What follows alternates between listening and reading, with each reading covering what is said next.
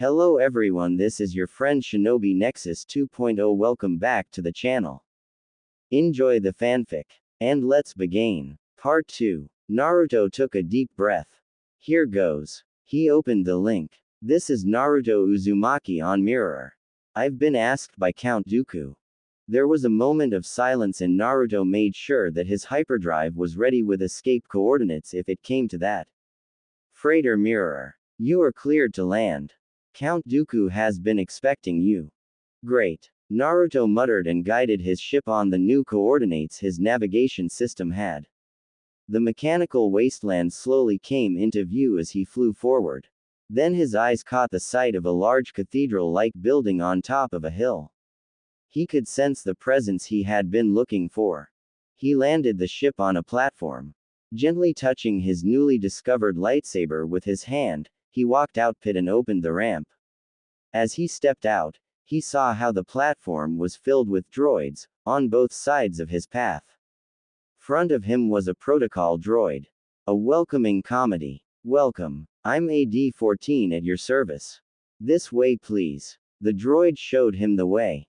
Not thinking much about it, he walked between them as the super battle droids waited in standby. As he reached the end, the doors opened and he was led inside.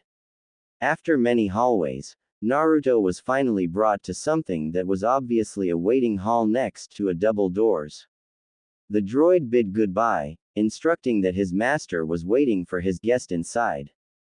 Naruto stepped towards the double doors and they opened as he went by. Inside there was a room that decorated quite comfortably and there was a balcony. A man was standing there, his back turned towards him.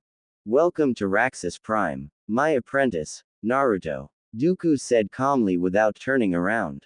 I'm glad you decided to come. I haven't decided yet, Naruto said as he walked up to him. He petted comfortable-looking chairs and couches and tables. One table there was a mysterious box which intrigued Naruto. Like it was calling to him. It had a familiar aura around it. He ignored the box for now and turned his attention on to the man front of him. But I owe you at least to hear you out. He stepped next to him on the balcony. Nice view. He complimented the view of a large active foundry. Fumes floated around. Thank you. Dooku nodded. After a moment of silence he continued.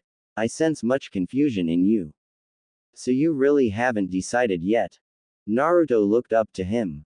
No. To be honest, I'm not that excited about the idea. He pointed out. Don't get me wrong. Few years ago, opportunity like this would be most welcome. The Republic must be destroyed for the sake of all living things in the universe. Those greedy bastards. He added with bitter tone before he took a deep breath. I know about Jiraran. Dooku nodded calmly and offered a roaring smile. And do not worry. Tragedy like that shall never happen if I can help it. He placed his hand on his shoulders. Thank you, Naruto whispered. But as I said, I don't know. I have attachments now. Dooku walked back inside and poured a GL of wine. He offered Naruto another. That purple Twi'lek, I presume. Your partner. It's a very complicated relationship. Naruto answered humorously as he took the GL.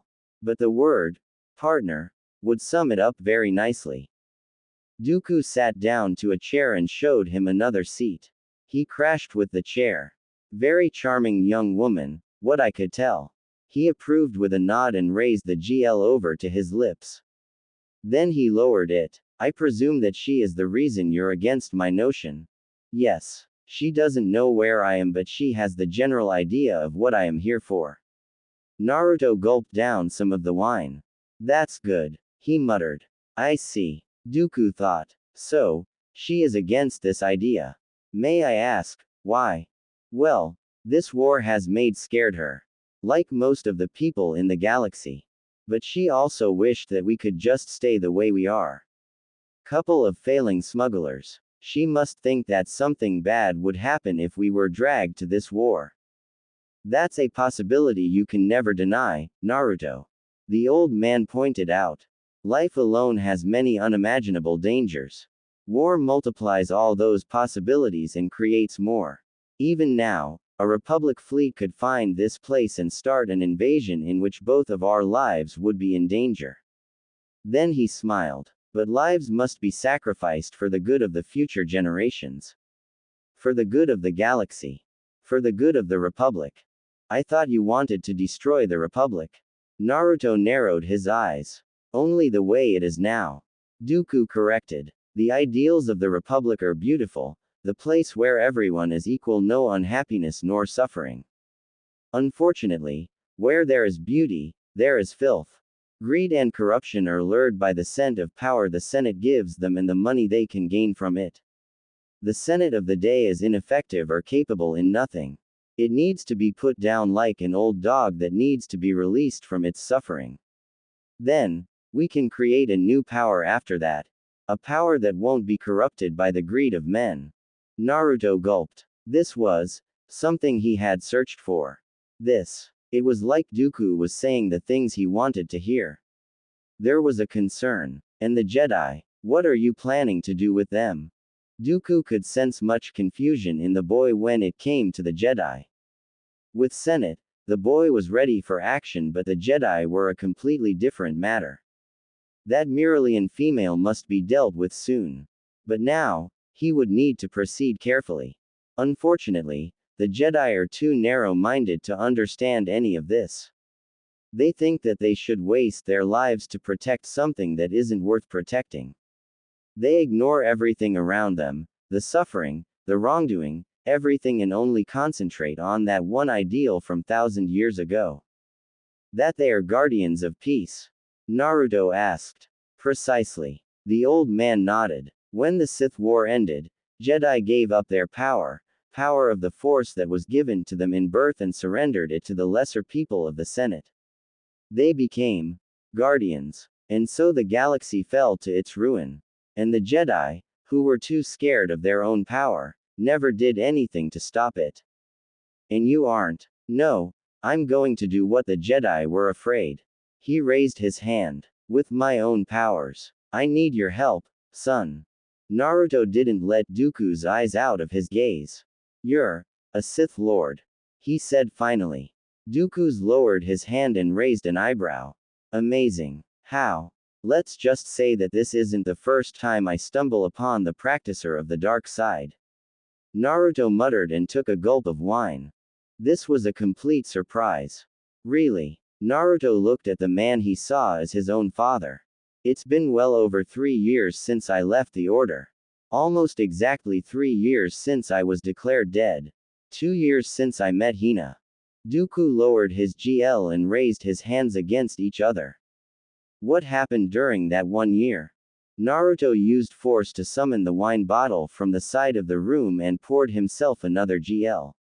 While the red liquid filled the GL, he stole a glance of the box that he had noticed when he first came in. Nothing better than Corellian strawberry wine. Then he flashed a smile. Or perhaps Sereno and rice wine. Name? The droid asked from the punger who was buying a ticket. It was a busy day in a busy terminal. People were running, crying goodbyes or hugging happily in their reunion. Minato? No, Naruto Uzumaki. The heavily cloaked figure answered with low voice. Thank you, sir. The droid nodded. Please enjoy your trip, Mr. Uzumaki on Akraba Spacelines. The droid offered him a ticket and he took it. Quietly Naruto stepped out of the line and headed towards the large freighter that was about to leave. Quietly and discreetly, he made in and located a small space to lay down. He didn't carry anything but the clothes he was wearing. And even those he had gotten from the Alderanian family that had saved him. Good people. And it pained him to admit that. He didn't even have any money. He had to pick few pockets to get enough to a ticket out of the system. He had taken the first chance he had. Then, he had gone into another ship soon as he could, and then again. He wasn't trying to loose any possible tail, but he didn't know what better things to do. He was completely lost. Why couldn't he die? Why wouldn't have the miserable existence he called life just end?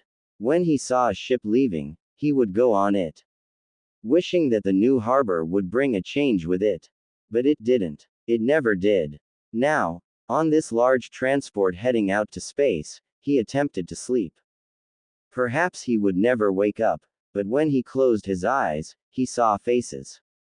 His friends. They were laughing together, fighting together, enjoying life together. Those days were gone. He didn't have friends, only people who had tried to kill him. Anakin the bastard had tried to ram him into a wall.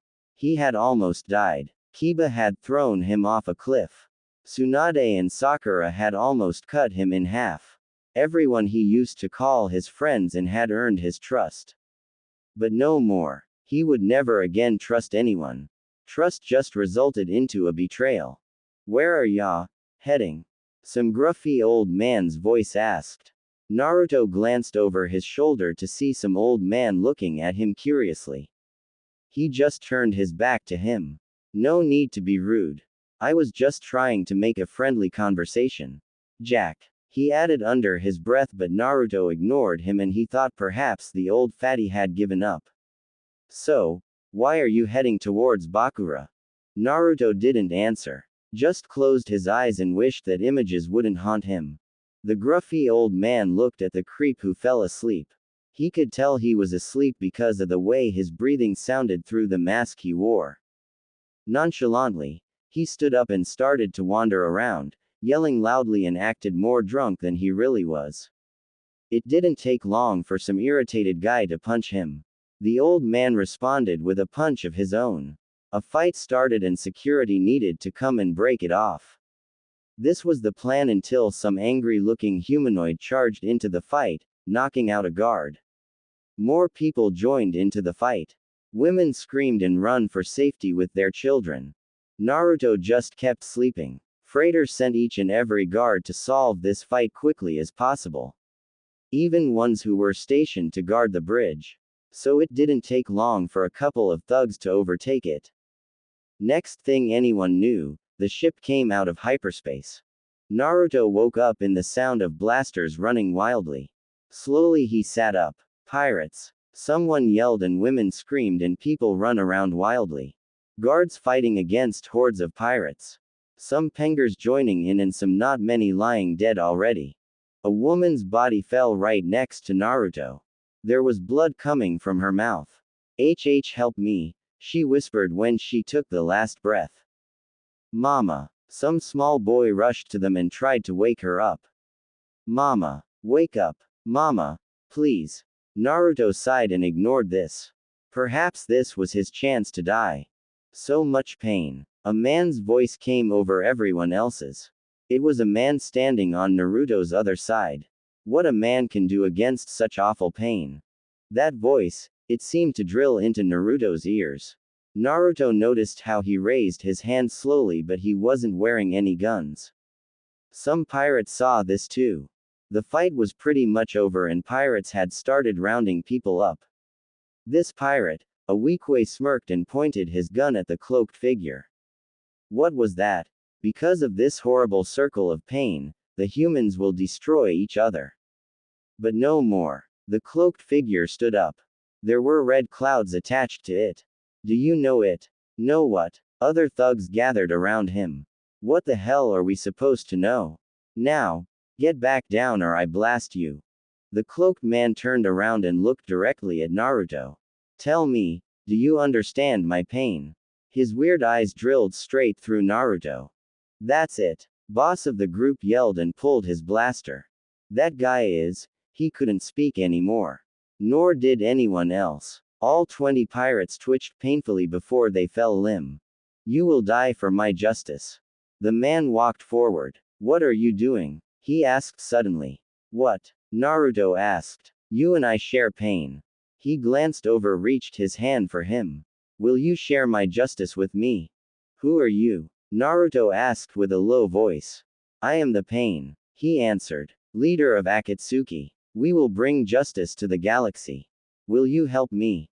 Naruto and Dooku looked at each other. The bottle of wine was empty on the table between them. And, the old master asked. The young man smirked. Listen what you've just learned. When you understand, then come back. Dooku looked at him for a moment before bursting out laughing. Quoting me, I see. He laughed and took a deep breath. Fine. He stood up. I shall let you finish your story. When the time comes. Now then, on to business. Have you decided? If I were to, what would I be doing?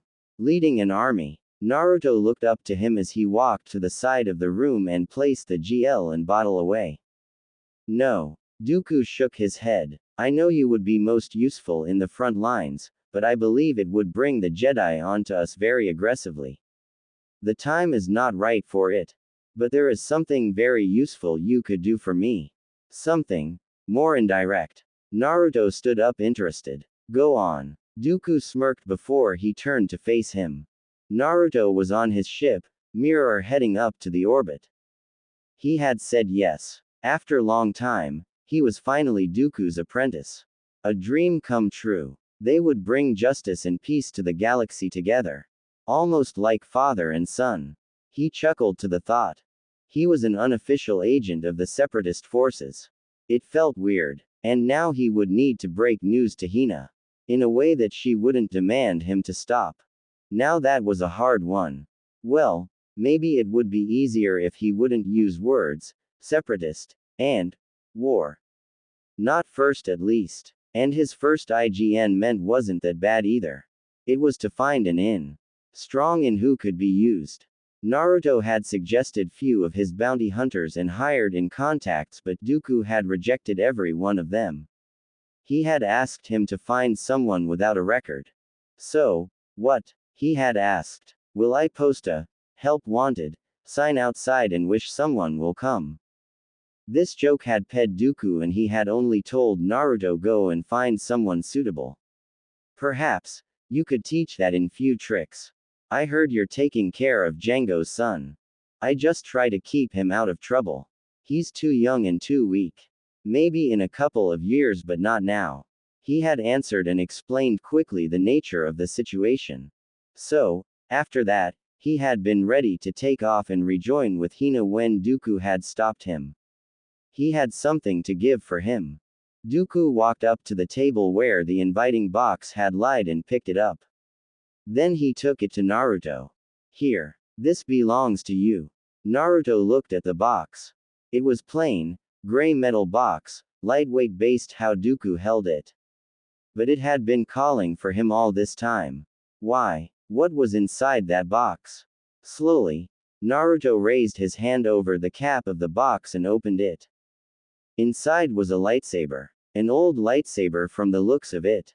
The handle was worn out wine red leather cover. The controls were rusty. And it had a tail of 3 jewels attached by leather strings. Exactly like the ones Naruto could make. With shaking hands he took it and gently touched it. It's old, he said with shaky voice, but trying to sound his usual confident self. At least 20 years old. More like 40. Dooku corrected and put the box away. It was your mother's. Naruto looked up. My mother's. But how? When? Why? He shook his head and cleared his own thoughts. Explain.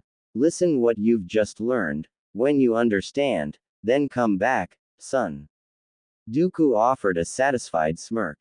Remember, you still owe me the rest of your story. Naruto looked like he would argue before he just nodded and held the lightsaber. Did you know her? My mother. Yes. I would like to think we were friends. He nodded. Naruto activated his mother's lightsaber and the bright flame sprung out, and unlike its handle, the blade seemed to be good as new. It's red, he commented the color. Bright red. Your mother was called the Crimson Devil. She was a legendary dark Jedi in the Outer Rim who opposed the Republic and its corruption. Then Dooku smiled. The rest you must find out yourself, or come to me, when you're ready to hear it. Naruto had left, strapping the lightsaber next to his own. 2 was never his style, but he couldn't let go of this. When his navigation computer was doing its final calculations preparing for the jump to hyperspace, he was going through the possible explanations to Hina. Back on Raxus Prime, Dooku was following his departure from his balcony. Did you enjoy what you saw, my master? Yes. Very much, Lord Tyrannus. That boy will be most excellent to fulfill our plans. You allowed him to hear exactly the things he wanted to hear. Darth Sidious commended his apprentice's manipulations. Then he took a moment to think. Yet, I don't sense much anger from him as I would have thought. Yes, he really surprised myself too. Dooku nodded. I believe it has something to do with this Akatsuki he told us about. No matter. I'm well informed of this cult of an its justice. Sidious ped the matter completely. They are no concern to us. Only thing that matters is the soon-to-be extinction of the Jedi and the galaxy that is soon to be ours.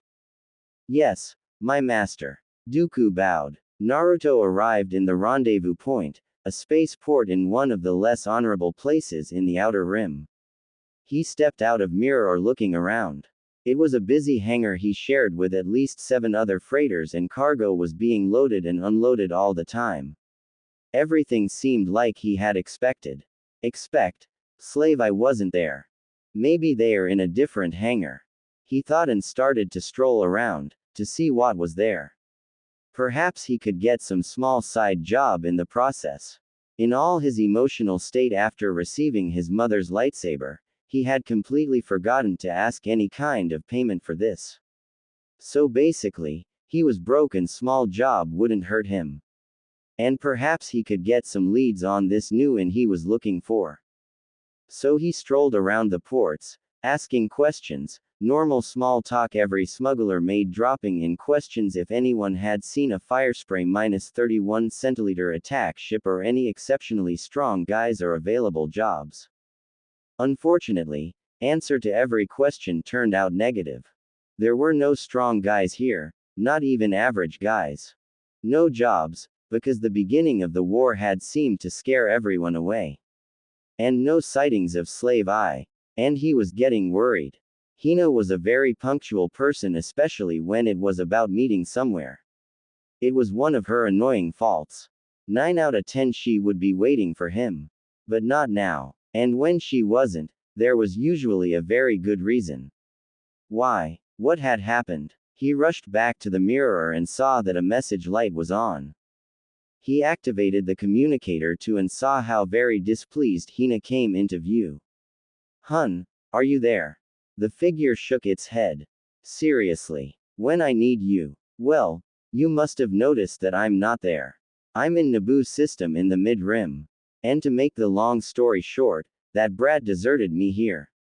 Took his ship, that I've been working on relentlessly for a month now, and left me here. Anyway, come and pick me up. Now. Hina disappeared. 10 minutes later, Naruto jumped into the hyperspace, which was a new personal record. While the ship guided itself with the light speed, Naruto lied in the small, cozy bunk where they usually slept. But instead of sleeping, he felt like doing something completely different. He was looking his mother's lightsaber. It felt weird. All Naruto's life, he had been in the now and the future. He had never been concerned about his past, where he came from and such. Of course, like any other orphan child in some part of their lives, he had wondered where his parents were. But to be honest, he had never really been interested in such big questions. Then he grew up and he was expected to let go, so he did. Then this. His mother had been a Force user. He never knew that. A dark Jedi, like the Dooku had called her. But the question still lingered, what had happened to her? Dead, obviously, but how? He touched the 3 jewels attached to it. Red, yellow, and blue. Very beautiful. So this is where I got it. He wondered. Wonder what these jewels mean. Anyway, the 20-year-old man soon ignored these questions and stood up. He would need to start training now that he had the time. He hadn't had a serious fight until he had faced Luminara in Geonosis. And he had been lucky that time. Luminara had been tired and a healer, and Naruto had by luck found an opening to push him back. He knew that if she had not been so tired, agitated, and simply surprised, he would have lost. She had fought against hundreds of battle droids, lost countless friends and allies, Then, after a miraculous rescue, had been ported back to the same place where it all began, only to find out the one person whose death she really hadn't grieved only to be alive and well. All those things had affected the way she fought. Naruto was very objective when it came to evaluating people's skills, his own included. Any kind of arrogance had been beaten out of him years ago. He knew that was a specially gifted fighter, creating his own style when he was only 15. But he knew that he was nowhere as good as a Jedi Master. Or a knight even. Not after 3 years of lazing around and playing with a blaster. He lacked experience, knowledge of the Force. Everything that Masters had and he didn't. He activated his own lightsaber. The first basic stance. Slash downwards and step forward. Another slash and step backwards. He had approximately 8 hours before he would reach Naboo. He had enough time to through all the basics. There you go, miss.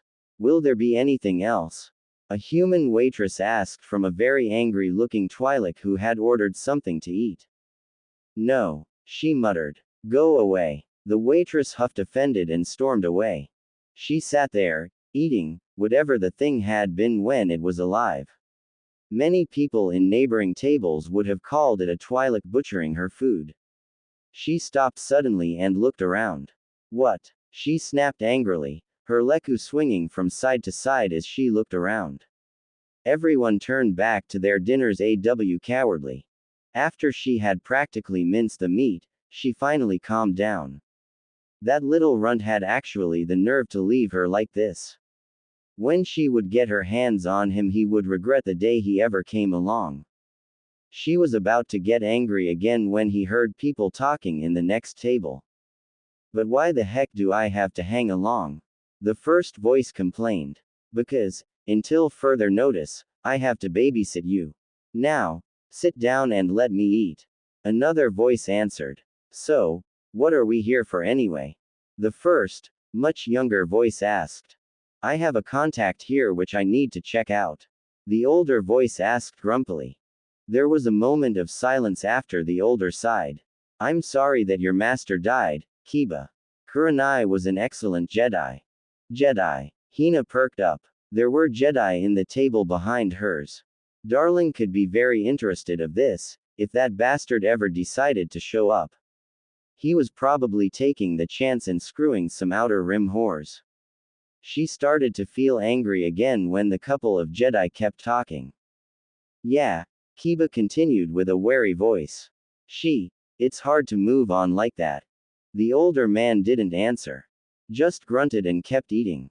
Council made you my Padawan until further notice, but don't think it will stick. I'm not taking any more students, no matter how much they wish. Why couldn't they make me a knight then? I'm ready. The old man didn't reply. So, any news of Minato? Kiba asked, trying to sound nonchalant. None so far. The old man answered and stopped eating. He will show himself. Sooner or later. That idiot can't stay quiet long enough. Don't even think about it. He added suddenly. I didn't say anything. Your thoughts are plainly clear. You think that he aided Dooku somehow and so caused your master's death, so beating him you get some kind of retribution. Give it up. I said give it up. He snapped angrily suddenly. Hina didn't know what was going on, so she tried subtly to glance over her shoulder. But it happened that the old Jedi was watching her at that very moment, so she sprung her head right back. Hatred and revenge are not the Jedi way.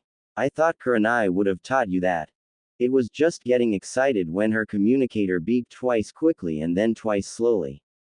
It was signal that Mirror was now in this system and had just left the hyperspace.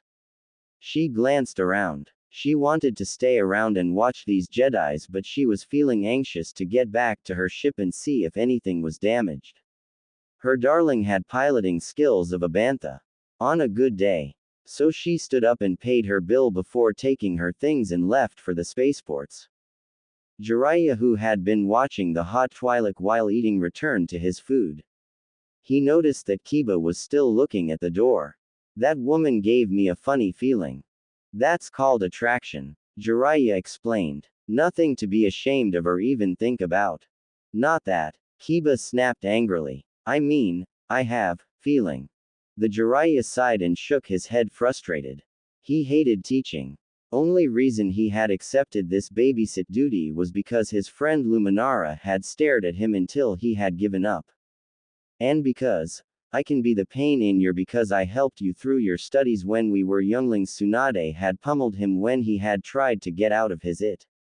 Ignore it, he muttered with a glare, but Kiba was gone already. And left half of his own meal behind. He dares when I'm paying for the food. He spat out angrily and switched the plates.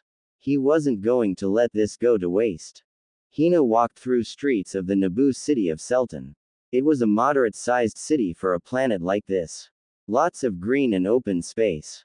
Beautiful Naboo buildings which signified how much this planet put a weight on culture and art. The interesting fauna and flora was so obvious here. Darling would love it here. And she hated it. She was a mechanic who loved machines, computers, metal and electricity. All those things. Almost exactly the things that her darling hated. He was a child of nature. She was a child of technique. She activated her communicator. Naruto, are you there? Do you copy? There was some statics in the line when the sound answered. Here I am. I've just found a hangar to land. I'll be down in couple of minutes. Where are you? Hina did some checking with her Ritz computer. I'm 7 minutes from that hangar. See you then in 7 minutes. He cut the link. Naruto landed in a small remote hangar and checked the time. 4 minutes to spare. He walked down away from the ship and to the edge of the hangar. It wasn't in active use, from the looks of it. Old junk here and there. Lost of rusty buckets and things. Even wildlife. Small rodents jumped around, peeking curiously. Naruto couldn't help when he offered his hand to the little thing. Here little fella. Come on. Come on. He pulled out some snack out of his pouch and offered it to the little rats. They didn't seem to mind about him when they started munching the food. He patted their heads gently and felt them pushing against his palm. He felt the soft fur and inner warmth. He liked everything alive. Like rats. Them especially. Their ability to adapt and survive in so many terrains was admirable. And he never forgot those who helped him when he was just a child. Then he suddenly heard footsteps and looked up. Very pissed, Hina stormed the hangar, carrying luggage. When she saw Naruto's eyes, she suddenly smiled and threw her things away and literally jumped into his lap and wrapped her legs around him before placing a peonate kiss on his lips. I missed you. She purred like a kitten. Where were you? I was so worried. Did anything happen? Did you see other women? She blurted everything in one breath while drowning him on kisses. Naruto also realized how much he had missed Hina in their small departure. He was thankful for the small break she had given him. But when carrying the Twi'lek wrapped around him, he felt like doing something completely different. In fact, he was ready to do it right there on the ramp when he felt it. Suddenly he threw Hina inside the ship roughly and made a quick turn. Then with force he summoned his lightsaber from his sleeve and activated right before his head would have been cut in half. But he couldn't stop thinking when a leg came out of nowhere and kicked him into guts and slammed him right onto a pole that pulled the ramp up. He coughed badly and his eyes were blurry from the hit, but he forced himself to concentrate. Cough, not even a hello. This sneaky isn't very becoming of you. Kiba. He looked eyes of Kiba Inzuka who had followed Hina. I'm here to settle this. Kiba pointed his lightsaber at him. You're coming with me. Naruto tightened the crib around his lightsaber and deactivated it before stealing a glance over his shoulder. Hina was frozen on the floor out of sudden panic. She could hardly move. I'll be done in a minute. He whispered with a roaring smile before forcing himself to stand. That kick had really taken its toll. Nice one. He smirked. You really have strong legs. Stop the chatter, Minato. Kiba narrowed his eyes and prepared to attack. His green lightsaber raised behind his head while one hand was facing the target. Now, surrender. Naruto shook his head with a confident smirk. You seriously think you could beat me? Remember, me. He stepped forward and they circled each other. There wasn't an equal or senior who would match me in combat. That's not what happened last time. Kiba sneered back. In Rodea, you had your master with you. Naruto shot back nonchalantly. I saw her dying in Geonosis. A Geonosian managed to sneak up on her while she tried to save someone. Why weren't you with her? Too scared. Kiba roared animal-like roar and jumped towards Naruto, his lightsaber high above his head. He slashed down strongly right on top of Naruto's head. He stepped aside and Kiba landed on the floor, his blade going through the floor. He quickly raised his saber and thrust at his opponent before slashing wildly. He kept attacking Naruto with random slashes full of openings, but he kept dodging them skillfully. Kiba had never been much of a thinker when it came to fighting. So when he saw the familiar step forward, he tried to tackle it. Kiba suddenly countered by raising his foot and kneeing him into his guts. Naruto. Hina screamed as he slammed against a pile of garbage. Leave him alone. Kiba ignored her and walked up to the pile. Only thing visible was Naruto's boot. I know that I used to move too much forward. Master Kurenai was a good teacher who showed me how to use it as my advantage. I'm a Jedi. Untrained idiot like you could never beat me. Not even touch me. Now, come quietly and I will even let your girlfriend go. Out of kindness. He added smugly. Naruto was feeling grumpy. He should end this quickly if anyone else were to come. He looked at his own lightsaber. Then he felt something nibbling his ear. One of the rats he had fed had come to help him. Thanks, little guy, he muttered. But I know what I'm doing. Their moment was ended when Kiba suddenly jumped high and was about to make another slash. Ha! He screamed and Naruto used force to push himself backwards over the pile in time to dodge. Then Kiba suddenly shifted his body and aimed another kick which he managed to block with his foot. He made a back flip and landed on his bare feet. He had left his boots behind. Finally, he took a deep breath. I can feel the ground. Kiba didn't wait for an answer. He charged again and this time twice as hard and fast. Hina, who was now watching by the ramp, only saw how her boyfriend was being murdered by some Jedi scum who swung his lightsaber like a maniac. Why aren't you fighting back? It was barely a whisper, but she wished he would hear her. He seemed to have forgotten that he had a weapon in his hand. And he still carried a blaster. Why wasn't he doing anything? Then she saw a flash of his eyes. They were so focused. She had never seen it before. Such a keen look, like there was nothing that could get past him. Kiba's wild moves seemed to become ever more eccentric and random. Naruto was on top of this game. He knew that even if Kiba's attacks seemed mostly random, there was a pattern there. He just needed to find it. Calming his breath and taking another step back and turning 360 with a sidestep. Where was it? Another cut upwards and Kiba changed his sword hand with a quick slash downwards. It was near. Kiba leapt like a tiger and stabbed Naruto's side. He took another step back. Almost there. Kiba stepped back and started a barrage of attacks. He was coming from left attempting a wide attack but would stop in the middle and stab forward, and then he would try to tackle his opponent and end this all with a finishing slash. A sound of two lightsabers connecting and he felt something pushing his body. He was slammed to the hangar wall so hard that it shattered. He could feel himself coughing up blood. His eyes got blurry but he saw Minato standing there, with his purple lightsaber activated, a dark look on his face. Then it was too much and he fell unconscious on the floor. Naruto deactivated his lightsaber. Fool, he muttered. You really believed that I was that weak? All warfare is based on deception, you idiot. Didn't your masters teach you that? True, I'm nowhere near as strong as I was back in the temple, but I'm strong and that's a fact. He turned around and walked up to the ship. Hina, we need to go. He strapped his lightsaber on his belt. Hina saw a flash of another lightsaber right next to it, but then it was covered by the jacket. Are you okay? She whispered, afraid that her voice would fail her.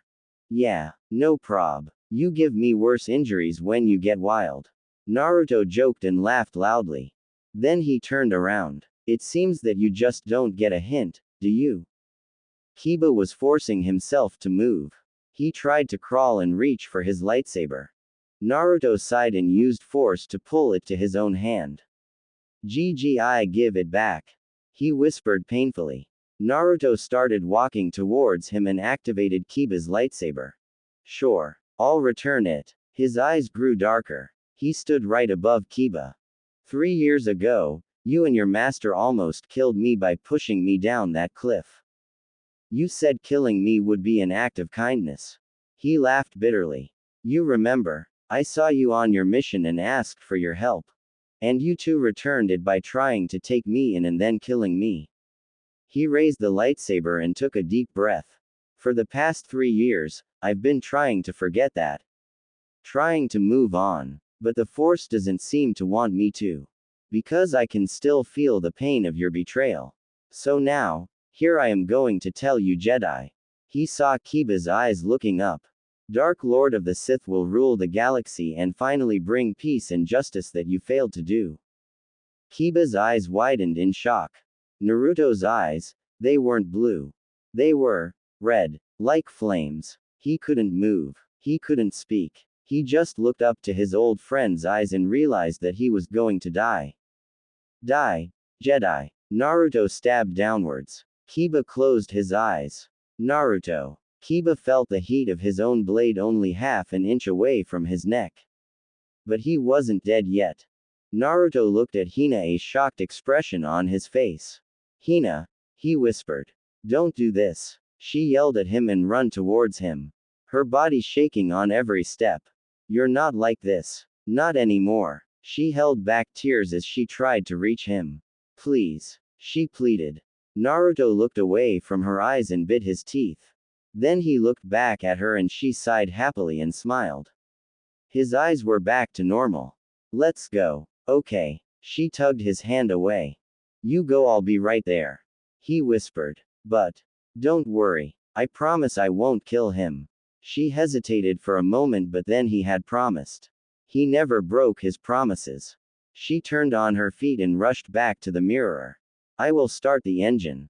Naruto looked at her go before turning to face Kiba. He had stopped struggling and had lost his consciousness again. I didn't want to be like this. He said quietly and threw Kiba's lightsaber away. It clanged when it hit something. I would have been happy just to live my life as a smuggler with her. But I guess I still have something that I should finish. Now that I've seen how low the Jedi Order really is, I need to do something about it. He brushed his hair calmly. I will become Dooku's apprentice, and the next time we will see each other, means that one of us will die. You understand now, Master. Slowly, Jiraiya walked out of the shadows, a very dark look on his eyes. Your vision has been clouded, my Padawan. By misunderstandings and this hatred and sadness that this war is creating. In other words, by pain. Naruto muttered and slowly turned around.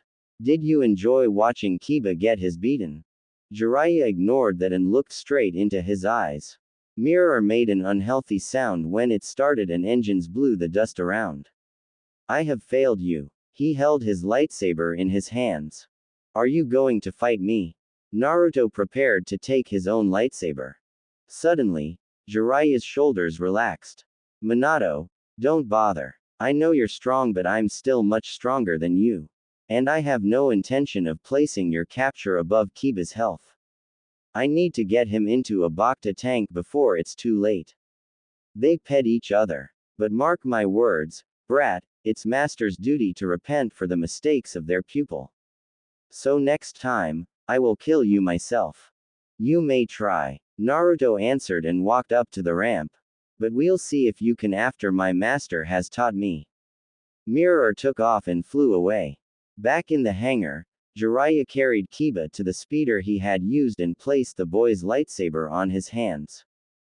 There's no turning back now. he whispered as he speeded away towards the nearest medical facilities. Back on Mirror, soon as it jumped into the hyperspace, Hina hurried out of the pit. Naruto, are you okay? What happened? Who was that? Why did you get into a fight? She hurried through corridors but stopped at the door of their quarters.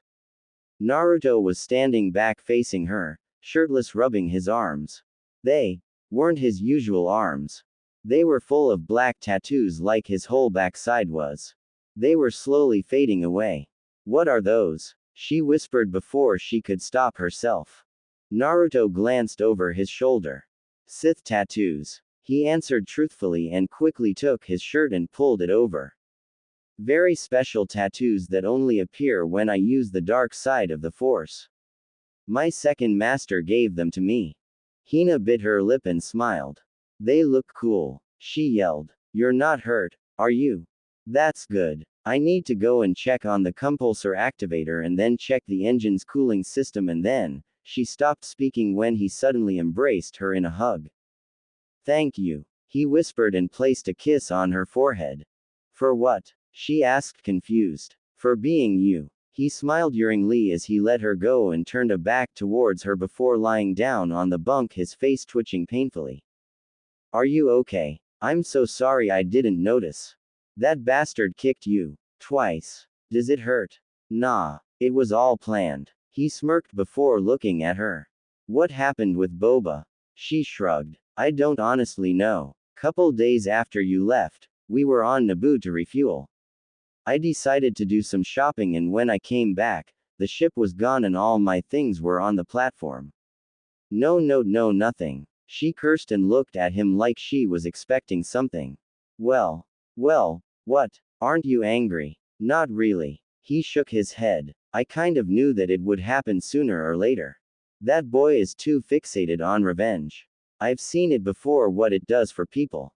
What did you mean? She titled her head. Naruto looked away. Back when I was a Padawan learner, I was on this mission. Infiltration mission. I won't go into details just now, but I met this kid, Sasuke. He had lost his family and struggled to get the revenge. He was ready to sacrifice everything, and he did. I tried to help him. What happened to him? He died. Naruto waved his hand, dismissing the whole ordeal. I'm just saying that Boba has the same eyes as Sasuke did. And right now, I don't think it's best to involve ourselves with him, as we have our own problems. But he is just a kid. She yelled. He can't survive on his own. Naruto shrugged. He knows how to get in touch with us. And trust me, we move in the same circles. If I see him, I will promise you, I will wrap him up and bring to you so you can beat the crap out of him. Hina glowered but nodded. But if he dies, I will never forgive you. Naruto smiled suddenly. Sure you will. I mean it. She slapped him. I know. He laughed as she kept slapping him. I can dive into a black hole and survive because my fate is to die on your hands. Stop that. She yelled angrily and stamped away. I'm still angry with you. Her voice echoed through the ship. Naruto chuckled as he closed his eyes. For one small moment, everything was okay. Naruto was walking suddenly, but he wasn't in the ship. It was all blurry, but he could make a temple or some stone structure. He was walking down from an altar. Someone was kneeling in front of him. You've done well, my apprentice. Naruto realized he was talking. Your training is complete. My master has finally given you a mission. A figure raised its head. You must kill Anakin Skywalker. Naruto said without hesitation. Yes, my master. The figure said with quiet respect. I kissed a girl and I liked the taste of her cherry chapstick. I kissed a girl just to try I hope my boyfriend don't mind it. Quiet humming and sighing came over the sound of welding. A purple Twi'lek woman in a protective gown, that didn't fail to bring out her beautiful curves, was sitting next to a messy workbench full of metallic parts, tools, wires and such, while wearing goggles in her head as the sparks flew around. She had the most excited smirk as she took another tool from one of the hovering mechanic droids that swarmed around her in the little operation room she was in. She took off her goggles and took a look of a mechanical arm she had been working on. Excellent work, ma'am. One of the droids commented her work. Here. She offered it to it and stood up. I need you to go and varnish it. I need it to be ready by the time I'm finished with the chip. She stepped to another workstation and leaned into a microscope and pressed few buttons in the computer and started working again. Little bit. Right. No, no, no, no. Left. Featuring. There. She pressed for the final time and leaned back and stretched and yawned loudly. HNNN. Then she pushed her chair away and it rolled over to the other side the room to a machine. She pressed few buttons and a tray came out and on that tray was a small computer chip. She snapped it away and started look at it. Is she just good or is she just stunning? What you think, baby? She whispered to herself so intensely that she didn't hear the clanking sound that was coming closer and dark figure that walked slowly according the sound. It came closer and closer. Droids turned to face it and quickly scattered in fright. A metallic arm stretched forward, over her head. Is it done? The arm banged the table loudly and the heavily metallic sound demanded, making Hina to jump upright in shock and turn around hastily. Then she sighed relieved. Ooh, General Grievous. What a surprise. She smiled widely but her jaw was visibly tightening. In my workshop. Uninvited. Again. The cyborg general ignored her and roamed around the room, scaring the droids and pushing things aside. I asked you, have you finished it? Hina shot a glare at him. Don't question me with that tone. She shot back. I'm not your henchman. But you are my mechanic. Grievous pointed his metallic finger at her. So I suggest that you won't tempt me or I will kill you with this claw. The Twi'lek didn't even flinch but took a step forward, closer to the man, what was left of him. You wouldn't dare. You know that my Naruto would destroy you if I even get a scratch on my Leku. She smirked smugly. He's very protective, you know. I do not fear your pathetic boyfriend. He yelled.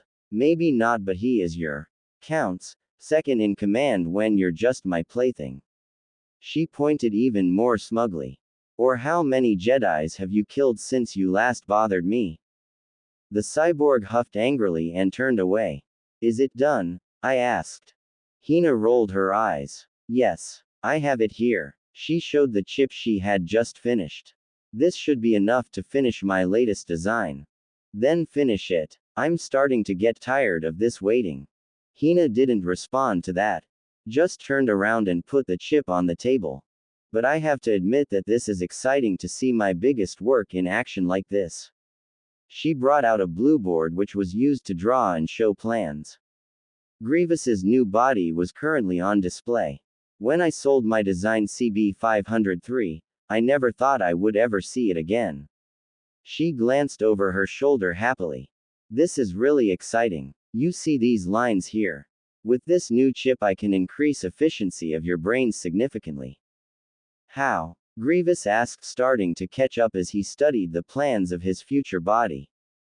Well, with your current body, CB654, you're restrained to limitations of your original body, but with my 800 I'm able add 2 more limbs into your body like this. She pressed another picture where Grievous had 4 arms. This will increase fighting abilities surely. Interesting. Cough cough. He turned away. Can't you do anything to this? Hina sighed. Some people just didn't appreciate her extremely high IQ. So she enjoyed dressing like a stripper. That didn't mean she was a genius mechanic. No, not yet at least. I believe you have those coughs because you still have your own lungs that were ruined in the explosion, and based on what says here, she turned around and pulled up the status report to the blue board. That 80% of your lung capacity was ruined when your body was burned. The person who installed you to your new body managed to decrease the damage into 50% by using biomechanic transplants, but unfortunately he couldn't do any more than that. Why? I'm not sure. Then finish that operation now. Cough Kuj. The cyborg yelled before starting to cough again. I can't do that. She yelled and twirled in her chair to face him. If you haven't noticed, I have a degree in mechanics science. Not in biological. She brushed her leku over her shoulders. I left the university before I could finish all my studies.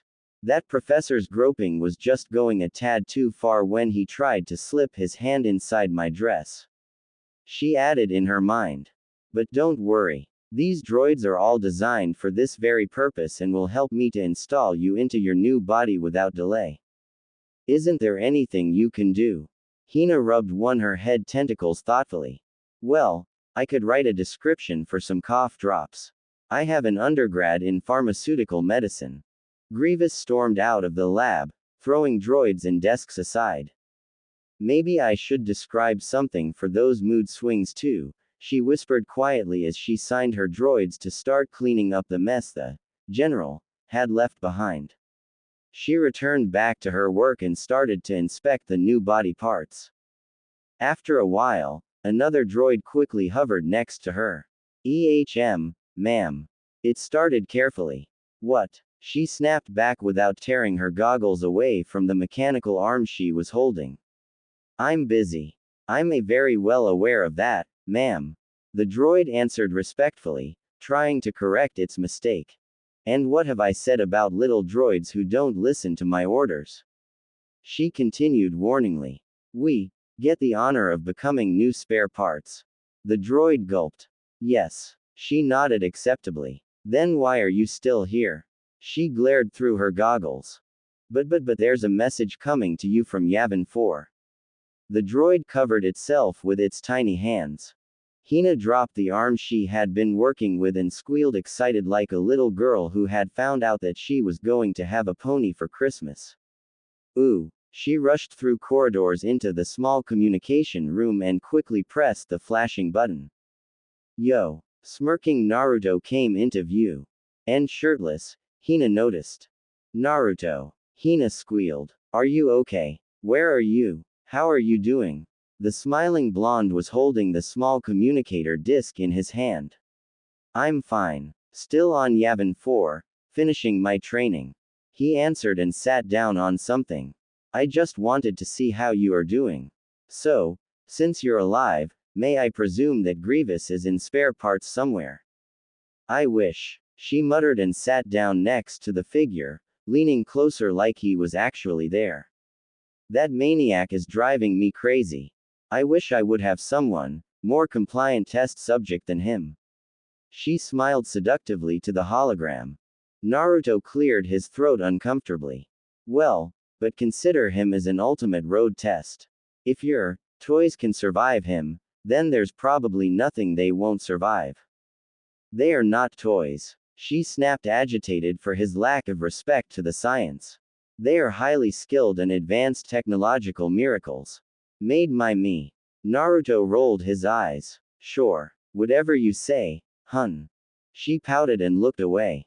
How long do I have to stay here? She whispered suddenly. Until this war is over. But I don't want to be here. I want to be with you. She turned around looking desperate. This hideout stinks. Naruto sighed. Hina, we've talked about this. It's either that I dump in Kimmer. And you rejected that idea, didn't you?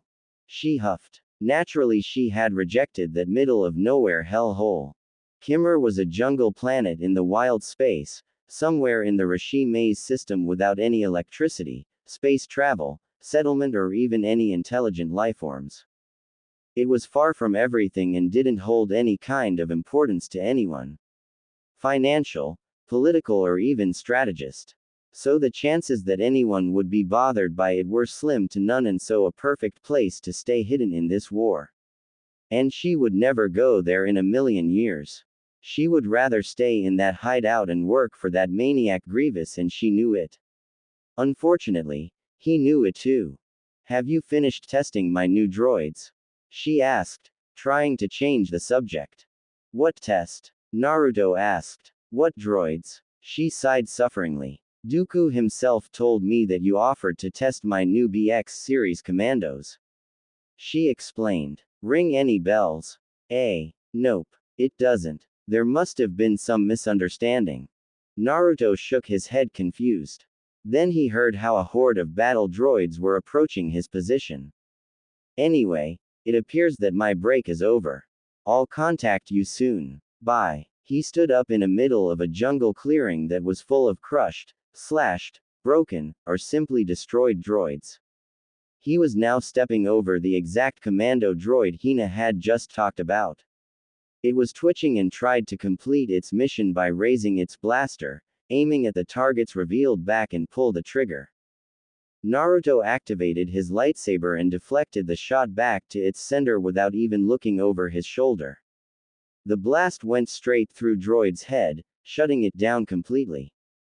The human male walked in the wilderness that was chosen as his training site until further notice. For a full week now, he had been trying to survive this planet and endless lines of different kind of battle droids and other creatures this planet could provide. Before that, he had been at the main temple, receiving training from his new master, Count Dooku. It had been over a month since his showdown with Kiba. 1 month since his final meeting with his old master, Jiraiya. And 1 month since the disturbing vision he had then. He still didn't understand what it was about. Was he the master? Or the apprentice? Was he going to give the order? Or fulfill it? There he is. The droids yelled and started blasting when they recognized their target.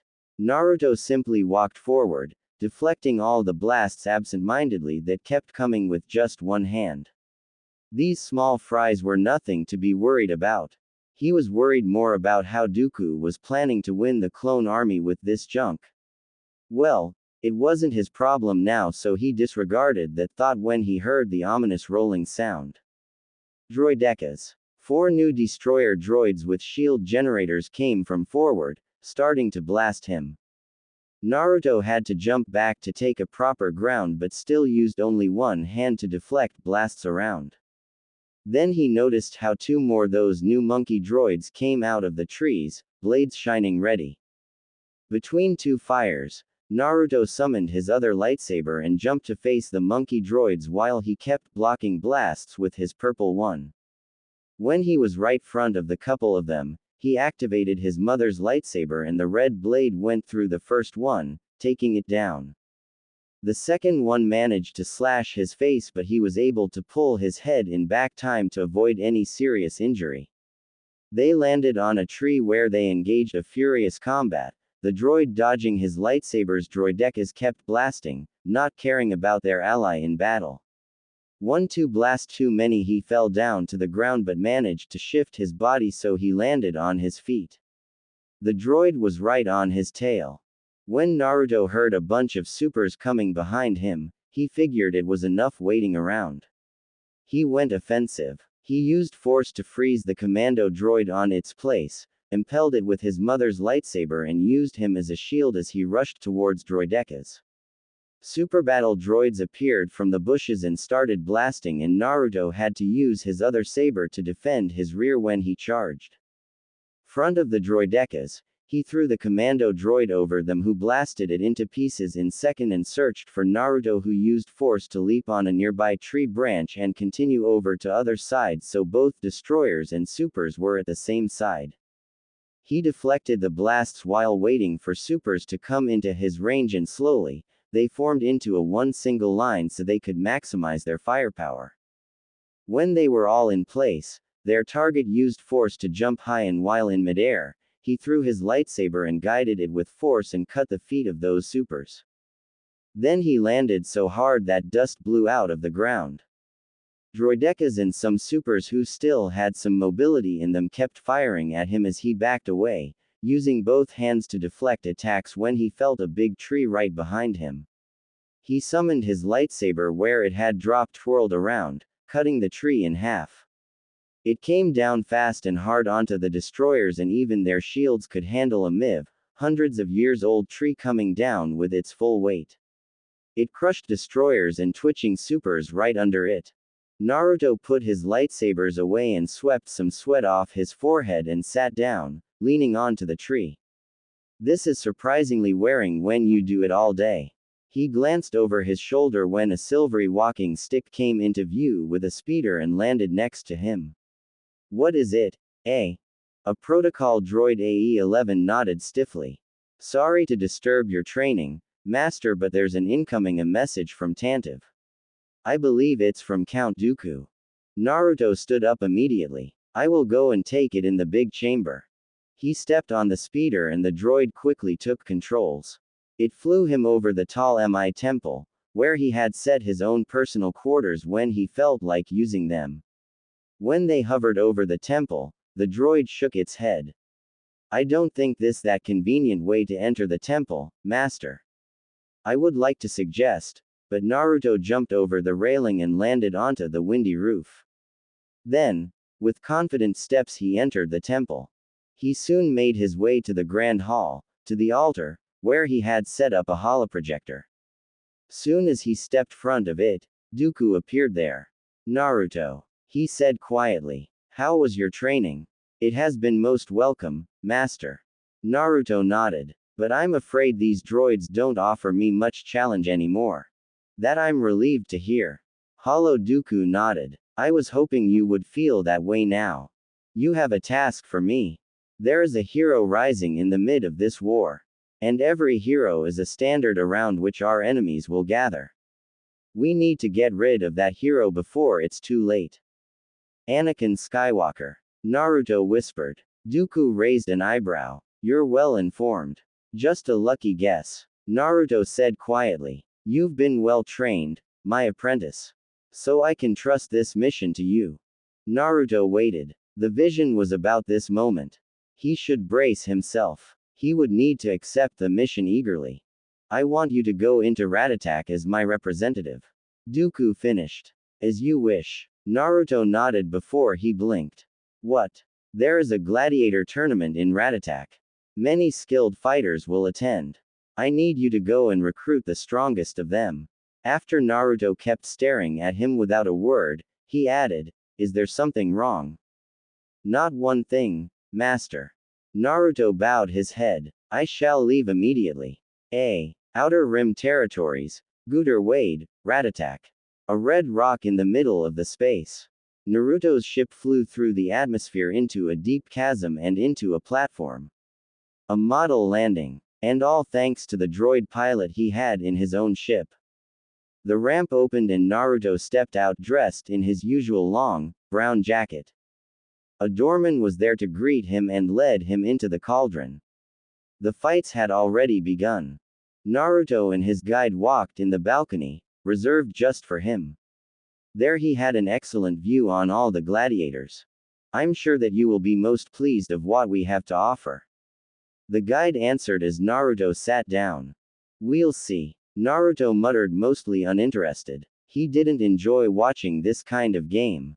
He would have wanted more to participate. But his master believed that they could find an inn strong enough to kill Skywalker here, so he should keep his eyes open. There were even few plausible candidates, given the chance. But against Skywalker or any other Jedi of his caliber, it was unlikely that anyone was that good. He was ready to resign himself when he felt a disturbance in the Force. Right next to him. Impressive. He applauded. You mask your presence well. Flawless timing, perfect control, you have great skill in infiltration. My host would applaud your abilities, immensely. However, I'm not here looking for a spy. In the seat next to him, where the guide had sat just a moment ago, a cloaked figure who was sitting there, turned towards him before standing up and jumping into the cauldron. Amongst all the other gladiators, Naruto felt himself smirking. Perhaps this trip hadn't been such a waste of time after all. The figure landed on the arena, threw of her cloak, revealing a native Ratataki female. Naruto could feel her using the Force to throw away her enemies, then quickly using the flame-throwing droid to her own advantage, using it to eliminate half of the gladiators without any real effort. Then, jumping over the droid, and using Force to crush him with the ceiling. There was explosion and the whole arena fell silent as the remains of the droid scattered among the remaining gladiators. Others looked at her surprised, but she countered with a simple inviting wave. Gladiators decided to ignore their own fights and unite against this one enemy before she would destroy them. Then this new fighter proved her abilities with the force again as she dropped rocks from the ceiling on top of them. Only one to survive was a lone wampa that almost managed to attack.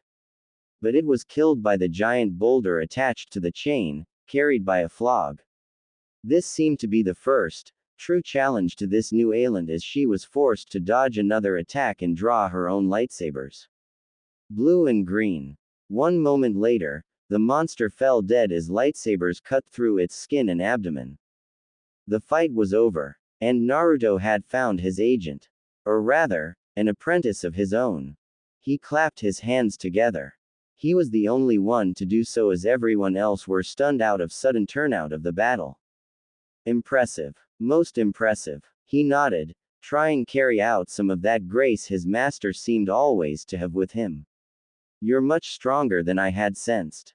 Ajj Ventress bowed her head. Dark side is strong in me. For I am a Sith. Naruto laughed quickly. You have guts. I'll give you that. Then he slowly narrowed his eyes. But you are not a Sith. He leapt over the railing into the arena, using hand to support his landing. Then, slowly he circled around the young woman. You wear the trappings of the Sith, you fight like the Sith, but all that can be imitated. You lack a vital quality found in all Sith.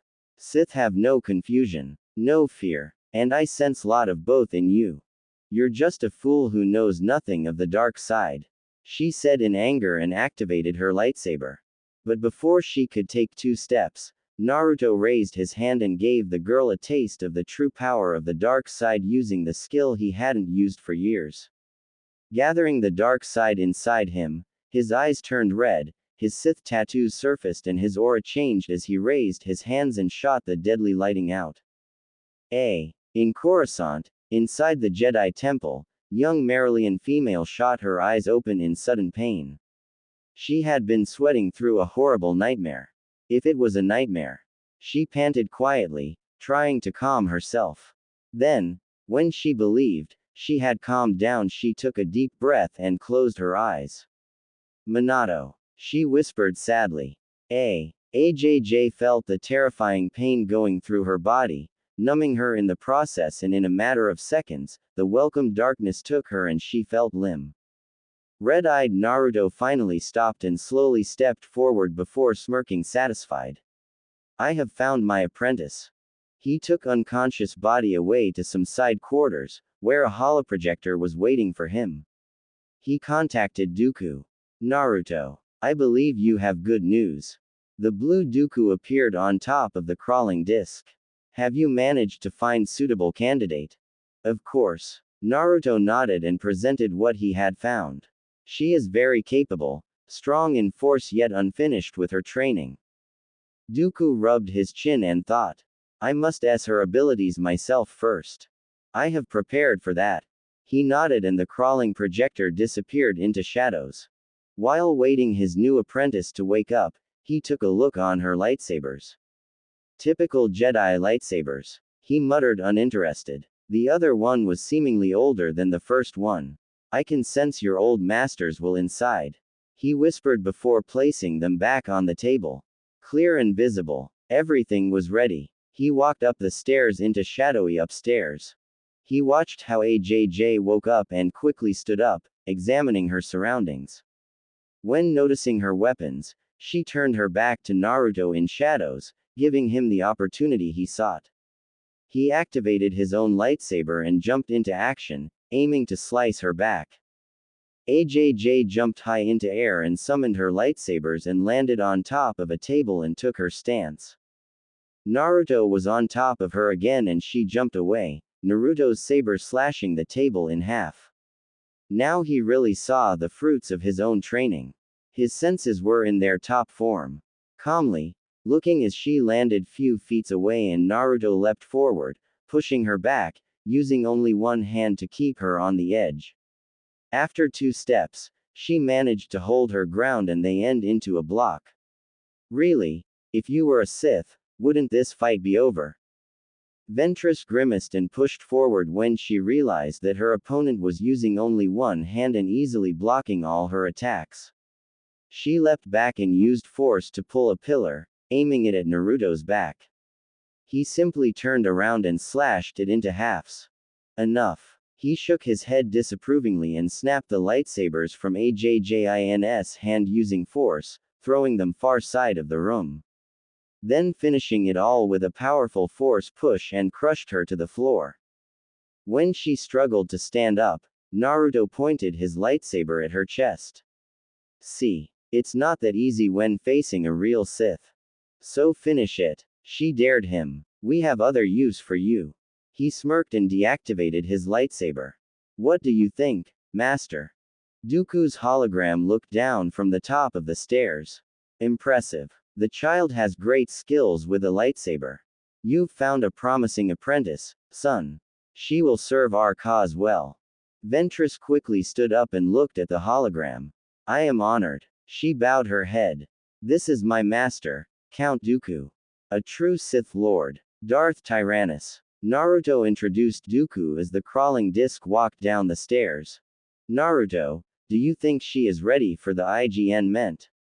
Dooku asked and the Rataki female turned to face him. To her surprise, he shook his head. Not quite, Master. Even though powerful, she is not ready. Her skills have dulled in the lack of a master to push her forward. Dooku gently rubbed his beard. Fine. My master has informed me that Republic will move on Moonlist 10 in 2 weeks. You have 2 weeks. Naruto bowed his head. Thank you, Master. Remember, Naruto, that disciple reflects on their master. Their success is your success. And their failure is your failure. He closed the comlink. Naruto snorted quietly as he stood back to his full length, 175 meters. He had to look slightly up to see his new apprentice's eyes. They looked at each other for a while. What do I call you? He asked, covering his nervousness pretty well. This was his first student ever and she was practically his peer. Ventress bowed her head again. My name is Ajj Ventress. Student of KY Narek. Enemy of the Republic and the corrupt Jedi. Good. Naruto turned so his jacket flapped. I'm Naruto. Naruto Uzumaki, but from now on, you will call me, Master. Come, my new apprentice, we shall see if you're truly worth my master's praises. He put his hands into his pockets. Ventress stood up quickly, recognizing a chance to become stronger than ever before. Her master was strong, hiding it under that Roian look. She quickly followed him when she remembered her lightsabers and used force to pull them back to herself. She followed Naruto to his spaceship that quickly took off and head back to Yavin 4. In the Jedi Temple, Barriss, in her nightgown, was meditating. She had woken in the nightmarish vision and was unable to sleep again. She had walked out of her quarters into the gardens to clear her mind. As she sat there for a while, she heard footsteps. Barriss. She heard a voice asking her. Sakura. She opened her eyes and faced the pink-haired young woman wearing bandages over her arm. What happened? This. Just a stupid mistake. She waved her hand dismissively. This booty hunter bit me really hard when we subdued him. You mean, bounty hunter, right? I know what I said. Sakura said simply. When Barriss stared her for a moment, she waved her hand again. You don't want to know. So, what are you doing down here, at this hour? Meditating. Barriss answered. I had a vision in my sleep. I need to meditate on it now. A vision? Sakura nodded, impressed. I see. What was it about? It was nothing. She looked away quickly before turning back and offering a smile. What brings you at this hour? I was on my way to the nursery. She nodded at the way. My master put me on babysit duty while I'm here. She herself is in Hypori with Master Mundi and others. Do you want to join me when I do my rounds downstairs? No, thank you. She shook her head. I should head to my quarters. I can meditate later. Whatever you say. She waved her healthy hand. I'll see you later. Barriss walked through the temple, wondering rather aimlessly. She couldn't shake off the feeling her vision had brought with it. Before she knew it, she was standing on top of temple roof, looking at the moons and stars that were visible. This had been one of her favorite spots when she was a youngling, and she would drag her friend with her to look at beauty of the night sky. He would doze off after few minutes, but she could just watch and watch the stars forever. The wind made her shiver and she rubbed her arms to get warm. "What are you doing here, Padawan?" She turned around to see her master Luminara standing there, in her own nightgown. "Is anything wrong?" There was no point hiding it from her. "I saw him, master," she whispered. "In a dream." Luminara looked at her for a moment before stepping next to her. "Minato." She nodded slowly. He was angry. Sad. He was hurting someone. He was excited. It's all so confusing. Anything else? Barris closed her eyes. He is slipping into further darkness, like he were walking into a very deep and dark lake. I could feel it every step. What does it mean? That our worst fears have come true. Luminara looked into the distance. Minato Namikaze is one of 2 Sith Lords. The apprentice. Barris looked away quickly, hiding her face, like trying to reject what she had just heard. "I know it's hard for you to accept, but the boy you once knew is gone. The dark side has taken a hold of him and this Sith must be destroyed. Remember what he did to Inuzuka. Kiba had been brought to temple for emergency treatment. He had some severe internal injuries and it had taken a while in a Bacta tank to heal all that. Luckily, when he was released, he screamed like bloody murder, demanding to have a chance to face Minato one more time." Luminara gently touched her Padawan's shoulder. "Best thing for you is to let go of any feelings you have for him, and when the time comes, save him from himself." "Master means killing him," Barris whispered. "Minato you knew would have never wanted himself to be used as a tool of the dark side. But what if he can be saved?" Barris faced her master. "If one can turn to dark, won't they be able to turn to light again?" Luminara shook her head quietly. "Don't let yourself to be manipulated by him. You said it yourself. He is slipping into darkness. It's too late for him." When she didn't respond, Master knew it was over and she walked away. "You should get some sleep. We have an early day tomorrow." "Yes, Master," she said with hollow voice. Luminara left her student alone under the night sky. "You are wrong," she whispered suddenly as lonely tears traveled down her face. "Everyone is wrong. There is still some good in him. I know. I just know." Ajj Ventress struggled through the jungles of Yavin 4, heading towards the temple. All the exercise and humid air had made her sweaty and tired, yet she went on. She needed to deliver the stone in her pouch to her master before next dawn and still be alive. And it wasn't too easy with every carnivore in the moon chasing after her. Normally she would have just turned around and slashed them into bits with her lightsabers. Expect her master had taken them. She needed to survive without her weapons. To make her stronger, she had to turn around, used force to throw of some felines that had managed to sneak up on her. She slammed them through a tree so hard that they broke their spines. Then suddenly, a commando droid jumped out and started blasting her. She had to dodge the blasts by somersaulting, trying to get ahead. When she launched herself high in the air, she used force to break the branch the droid was sitting on so it crashed down. It wasn't enough to end it. The droid landed firmly, but it took a second to recalibrate its aiming system, which gave AJJ enough time to land next to it upside down, bracing her hands into the earth and use her nimble legs to deliver a sharp kick into the droid's neck, sending its head flying. She jumped back up and swept some sweat off her forehead. Then she took a look of the sun. It was about to start setting. Without further delay, she continued her run. I told her to find a certain rock from the far side of this jungle. It's 3-day trip into one direction. Naruto explained as he looked at the projected image of his apprentice. She only has until tomorrow or she will fail.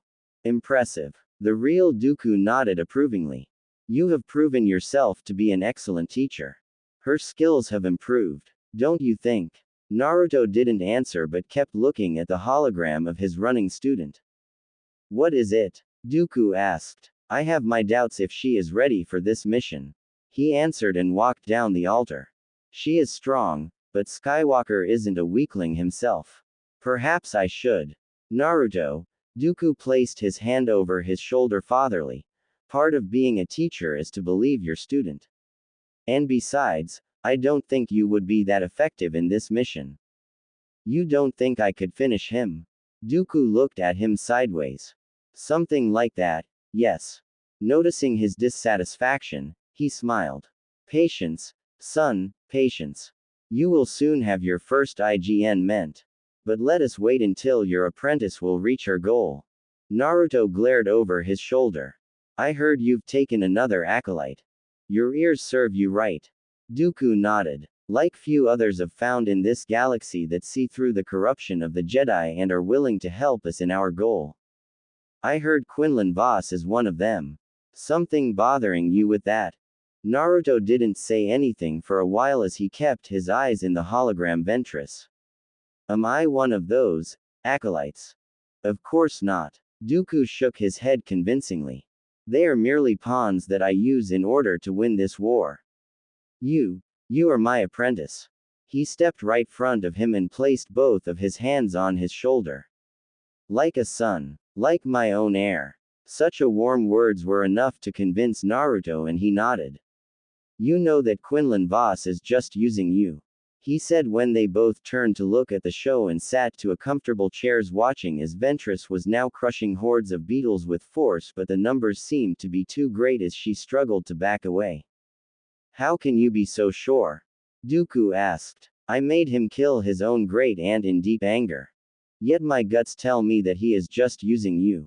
He glanced at him. He wants the same as all your acolytes. And what would that be? The old man asked, intrigued. To find the two Sith Lords and take their places. He smirked. And that would be me and you. Dooku laughed. You consider yourself as a Sith Lord? Hardly. But I know that the rest of the galaxy does. After Naboo, Jedis made sure to let everyone know that you're the Master Sith, and I'm the apprentice. He chuckled. I hope Master Sidious doesn't take it too personally. Then he closed his eyes and continued with serene voice. Two there should be. No more, no less. One to embody power, the other to crave it. That is the rule of two. When your power eclipses mine, I will become expendable. This is the rule of two. One master and one apprentice. When you are ready to claim the mantle of Dark Lord as your own, you must do so by eliminating me. Dooku finished. Darth Bane, who instituted the rule of two. Naruto opened his eyes. I'm a Sith, not a Sith Lord. My former master didn't believe in that rule. That mysterious pain, I believe. Yes. Naruto nodded. After I met him, I became one of his paths. Path. Dooku confirmed with ridiculing voice. You became one of his paths. What a humoring idea. You may laugh all you want to, but we weren't just a group of psychos. Or yes, we were, but we were some serious psychos with serious power. Naruto chuckled to the memory. Diva, animal, asura, human, Naraka and outer. 6 paths of pain. The blonde man closed his eyes. I became animal, thanks to my natural connection with them. He looked at the hologram with empty eyes. Have you heard of the tragedy of Rosa system, in the expansion region? Yes. It had 6 habited planets which all faced near total annihilation. There was no explanation for these disasters. Dooku wondered out loud. Naruto bit his teeth bitterly. Yes, there is. And we were it. Surely you're joking. Dooku chuckled. 6 men can hardly annihilate 6 planets of their habitations that easily. It happened in weeks. You don't know the power of the pain. Naruto whispered and stood up hastily, starting to walk around nervously. The 6 of us, released to hell on those planets. He paced around the altar. Tell me, Dooku said. Naruto shook his head hastily. I'm not ready to do that. Face those memories. He turned around. I did some horrible things during my time as one of the paths. I need to face them someday, but not now. As you wish. Dooku nodded. Whenever you're ready. The young man gulped. I can tell you one thing. We had a reason why we terrorized those planets. Really? We were testing. Testing. Dooku raised his eyebrow. We were testing if our powers were enough. Naruto whispered with surprisingly weak voice. He leaned towards a wall. Enough for what? The young man glanced over his shoulder. Enough to destroy a planet in one go. Were you? No. Naruto whispered. After the sixth planet fell, our leader realized that we were too weak. He said that we all should go our different paths, get stronger and study the Force and come back when he would call us. He tightened his fist. I have made a promise, to correct those mistakes. And never go back to that monster again.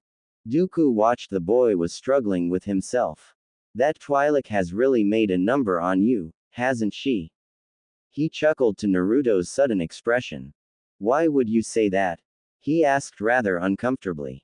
Dooku smiled. When I left the order, you were a happy child, eager to learn and travel freely. Then I saw you in Geonosis, where you were that happy child, grown into a cheerful man who enjoyed his life and freedom.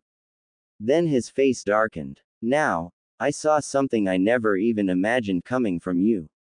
Such darkness that lies within you when you suddenly talked about your past. Then he smiled again. Only way for a man to escape such darkness would be by a woman's gentle touch. Naruto smiled back. Thank you, master. He calmed down and sat back into his chair. But I will still hold on to that promise to correct my mistakes. He looked at the old man next to him. And helping you, to bring peace into the galaxy, is the first step. Ventress reached the temple just before time limit would have expired. Panting and sweating, she walked inside the temple, into the big chamber, like her master liked to call it. It was like it had been when she had left it for her mission. Holoprojector, a camp bed, open cans of food and such. Master, she called out gently. Then suddenly she leapt forward when she felt a lightsaber coming from behind. She turned in the ground, taking support from the floor, and she saw her master, holding his purple lightsaber. Master, she asked again, but he didn't answer. He just charged ahead. She immediately knew that this was another test. She didn't have any arms of her own and she was tired, so she leapt towards the altar, using the cans and the bed as a distraction as she made towards the window. He used force to push all things aside. He suddenly felt blast coming through his old camp bed. He slashed through the mattress and saw how his apprentice had found a droid blaster and used it to even the odds. Calmly, Naruto made his way forward, while deflecting blasts away from himself. When his apprentice realized that he wasn't even slowing down, she stopped and quickly searched for something to use. Then she saw the lightsabers that were waiting on top of her. They weren't hers, but they would have to do. She leapt high, throwing the blaster to give herself a second more to reach those weapons. Naruto dully slashed through the gun and jumped after her. She knew she wouldn't reach that pair of lightsabers in time, so she used force to pull them into her hands. And not a moment too soon, as Naruto had nearly cut her in half with his own. She managed to block him with her new pair of weapons and push herself back and land on the altar when Naruto landed on the floor, looking up. Slowly, they watched each other and she took her stance. Her new red lightsabers against his purple. Naruto took a deep breath and relaxed. Then slowly, he lowered his weight point and took some support from the floor with his hand and slowly switched the crib into a reverse on his lightsaber, taking it behind his back. Style of the rat. The hall fell silent and AJJ could feel the dangerous aura around him. She sweated under his hard gaze that wouldn't let her eyes go. She could feel everything in the room. The gentle draft. The hot sunshine in her back. Humid air. She gulped. Then he charged, coming upwards from very low angle fast. The Rataki forced herself to calm down. She had the higher ground. She was the victor. She raised her right lightsaber first and then her left. Then, Waiting for the right moment when he would be on her reach, she brought the right one down first with all her might. Then he changed his path by stepping right, blocked that blade and pushed it to the left when she suddenly twirled around and used her left to stab backwards. He dodged it and kicked her leg, pushing her down. Before she could somersault back up, Naruto pushed her down with force and jumped front of her and pointed his saber at her chest. The hall fell silent, and then a quiet clapping sound filled the void. Good. Very good. Dooku stepped to the altar and Naruto stepped back. Excellent work, child. He nodded approvingly and she quickly stood up and bowed her head. I see your master has used this time well. Master is a good teacher. She said, her head bowed down. And I'm honored of the praises I receive. Good. Dooku nodded. Now that your training is finally complete, we believe it's time for your task. She looked up when Naruto stepped up. There is a Jedi named Anakin Skywalker that needs to be dealt with. He explained. Jedi. AJJ grit her teeth. Their order is a fading light in the dark.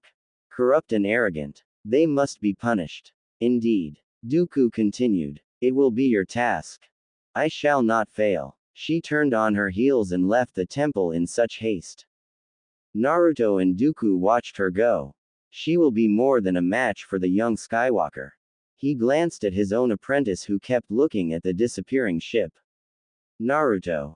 Nothing. He shook his head. Did you have something for me? Yes. The old man nodded as he made towards his own ship. I need you to leave to Hypori system and oversee our new general in action. Naruto nodded. As you wish, master. He started walking towards his own ship that was parked right next to Dooku's. AD. Come in here. I need you. Yes, master. The protocol droid, piloting droid, hurried after him. Move, you piece of aluminum. He said angrily. Here he was going to his first battle when his first apprentice was doing the same. Did Jiraiya feel like this when I did my first solo mission? He chuckled quietly. When are we scheduled to arrive? In 9 hours, sir. The droid answered. Fine. I shall rest until then. He leaned back in his chair and dozed off. Chapter end. Chapter epilogue. Back in one of the Grievous's hideouts, one of the mechanical droids was searching for its mistress. She wasn't in her workshop. She wasn't in her quarters or in the communication room. She wasn't anywhere to be found, and the little guy was starting to get worried when it decided to check her rooms for one more time. He entered the small bedroom, right next to workshop, and scanned it. There were no signs of her. Bluaah. A sick voice came out of the bathroom and the droid hurried to east. Are you okay, ma'am? It asked carefully when it opened the door. Very annoyed looking Hina took her from the toilet with most frightening glares so far. What you think, you little piece of scrap metal? HNHNHNBLUAAH. She stuck her head into a toilet. Should I get the medical droid, ma'am? She didn't have time to answer when she threw up again. And this time there was distinguished sign of blood with it. The droid didn't wait anymore but hurried to the communication panel and contacted the medical bay and wished that it wouldn't be too late, whatever it was.